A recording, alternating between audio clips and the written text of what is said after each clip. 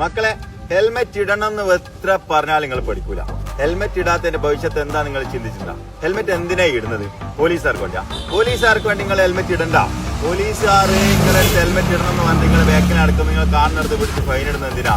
നിങ്ങളെ സുരക്ഷയ്ക്ക് വേണ്ടിട്ടാ. ഇന്നലെ തന്നെ എന്റെ മുന്നിൽ നിന്നാണ് ഒരു ആക്സിഡന്റ്. ആളെ ഹെൽമെറ്റ് ഇട്ടില്ല. ഇപ്പൊ ഇവിടെയല്ല, വെന്റിലേറ്ററിലല്ലേ. ആർക്ക് പോയി? അയാളെ കുടുംബത്തിന് പോയി. നമ്മളെയും കാത്തിട്ട് ഒരു കുടുംബം നമ്മളെ വീട്ടിലുള്ള ഒരു ചിന്ത വേണ്ടേ? ഹെൽമെറ്റ് ഇടുന്ന ആൾക്കാർ, ചില ആൾക്കാർ നമ്മളെ മുടി പോയി പോകുന്ന വെച്ചിട്ട് ഹെൽമെറ്റ് ഇടും. മുടി പോയാൽ എന്താ, തല പോകാണ്ട് നോക്കല്ലേ നമ്മൾ വേണ്ടത്. പിന്നെ ചില ആളെ ഹെൽമെറ്റ് ഇടും, പക്ഷെ ക്ലിപ്പ് ഇടൂല. പിന്നെന്താ കാര്യമുള്ള? ഒരു അടി വന്നു കഴിഞ്ഞാൽ അതൊക്കെ തെറിച്ചൂലേ? പിന്നെ ഉണ്ട് ചില ടീം ഹെൽമെറ്റ് ഉണ്ടാവും, പോലീസുകാരെ കണ്ടക്ടറിന്റെ ഇടാന്നുള്ള പ്ലാനിൽ വണ്ടിയിൽ വെച്ച് പോകണം. ഞാൻ നേരിട്ട് കണ്ടതാ ഒരു ദിവസം.